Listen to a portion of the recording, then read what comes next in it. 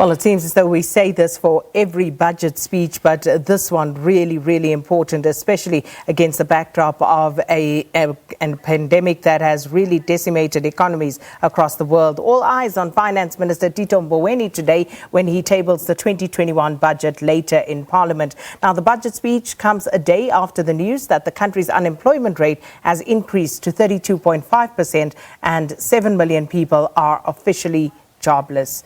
The country was already battling low growth before the pandemic hit, and the economy saw record contraction in 2020. Let's cross now to Nompu Siziba, who is in Cape Town for this year's speech. Nompu, good morning to you. So I would imagine it would be pretty much like Sona, very quiet, but what is going on in Cape Town? What can you tell us at this stage?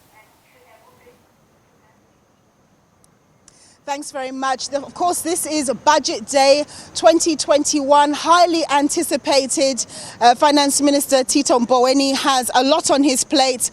And of course, he has to make the right calls. And of course, will he make the right calls? It does seem as though the tax revenue take has been better than anticipated. So the shortfall on the fiscal budget is better than was anticipated, but it's still very, very high. We're talking probably something in the region of 13-14%. And of course, the debt trajectory still looks quite negative. And some experts are saying that this is an opportunity for government or national treasury to actually reduce its bond issuance on the markets. That is, to go to the market and ask for less money in terms of loans from people who borrow money from the government, who lend money to the government, pardon me. But anyway, just to get some idea of their perspective on things, I'm joined here in the parliamentary precinct by Mr. Geordin Hill-Lewis. He's the Shadow DA Finance Minister. Thank you so much for joining us, sir. And such a pleasure to be with you. Good to have you, and I'm glad I got your name right this time. Of course, there's a lot in the scheme of things that Finance Minister Tito Mboweni has to deal with. We know that in the midterm budget, they did talk about penciling in a possible 5 billion rand increase for this fiscal year. We've learned that indeed the tax take has been better in the 9 months of the fiscal year, more than was anticipated, and it then gives the minister a little bit of wiggle room. But of course, we still have a massive gaping fiscal deficit. What do you think? How do you think he should proceed? Of course, you have a different philosophy. Thank you. It's really great to be with you. We do have a different philosophy, but I think everyone should agree, hopefully, that South African families have been through an incredibly difficult year. South African businesses have been through a very difficult year, and they don't need more tax right now. So I'm really hoping, and our call to the minister is to say, if the tax receipts have been better than expected, then let's use that wiggle room and go easy on South African families, go easy on businesses, and not increase taxes. That's the first big thing that we're really hoping he does. Yeah. So what about in terms of the debt? Obviously, the debt is a big deal. It's still expected to be anything between 80 and 90% of GDP for the 2020-2021 fiscal year. Yes.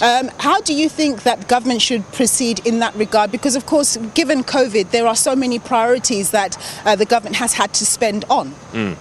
That is the biggest threat to South Africa's economy, to government, in fact, over the next few years, is the size of our debt. Because what happens is, that debt is gobbling up more and more of our tax revenue every year that we have to commit to paying off the interest on that debt. And that leaves less money for basic services like education and healthcare. So it's an existential threat. We have to sort it out, and we can't just keep going further and further into debt. So what that requires is there's only two ways to sort it out. Either you've got to slash expenditure, or you've got to grow the economy. Yes. Now, Tito Mboweni has been speaking for many years about the need to grow the economy, but the government has not made sufficient progress on its reform agenda. And so the only option left, absent growth, is cutting expenditure deeply. So this is why it is an incredibly difficult budget for the minister. He has to juggle how to protect social expenditure, how to respond to the COVID crisis and make sure everyone gets the jab, and also how to cut expenditure to bring debt down. It's not an easy sum to balance. It's not an easy issue to address. If, say, for example, we had an election tomorrow and you were suddenly in Tito Mboweni's seat, how would you deal with this very real predicament? I think the first thing is to be honest that we cannot bring debt down overnight. There's no way that we can save that amount of money and cut that amount of money from spending to bring it down overnight. But we do have to commit to bringing it down. It has to stop going up. We've got to change direction. And so the way to do that is to protect social spending, that's healthcare, education and social grants, spending on the poorest of the poor and the most vulnerable. You've got to protect that. And you've got to be quite brutal about cutting everywhere else. And then, most importantly, as I said, the only way out of this is to grow out of it. So you've got to make progress on that reform agenda so that the economy can grow. Then tax revenues go up without having to increase taxes. And that is really the answer. Yeah, but I think one of the biggest threats, obviously, is the whole issue of the public sector wage bill. Yes. We know that there is a wrangle between the public sector workers and government because the government essentially reneged on its agreement with unions to pay an extra amount for the 2020 fiscal year. And of course, that issue is going to go to the Constitutional Court. Yes. So in the meantime, what happens, and also we can't forget that we are in a political environment, and we know that many members of those unions are part of the alliance with the ANC, and we are heading towards elections and so on and so forth. These things colour the whole issue of our economics. Quite right. And that is really why the government seems to be stuck in the mud on the reform agenda, is because of politics, not because we have to believe the president's words when he says he wants to reform, but there does seem to be this paralysis because of internal ANC politics. But to answer your question directly, if we were in the government, I think what you've got to do is look at how you can resize the public wage bill so as to make it more rational, more reasonable.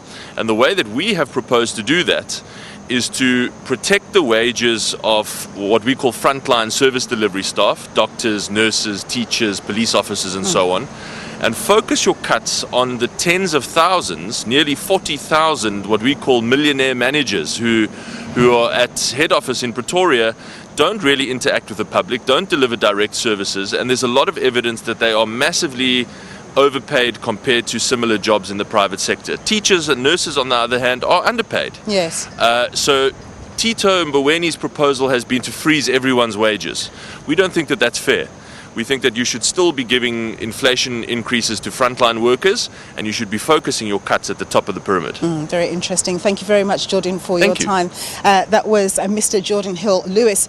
He's the DA Shadow Finance Minister, just giving us his views. And of course, we will be speaking to him post the budget to get his assessment of what Tito Mboweni has to say in his speech. We're going to hand over now to Valen for your sport.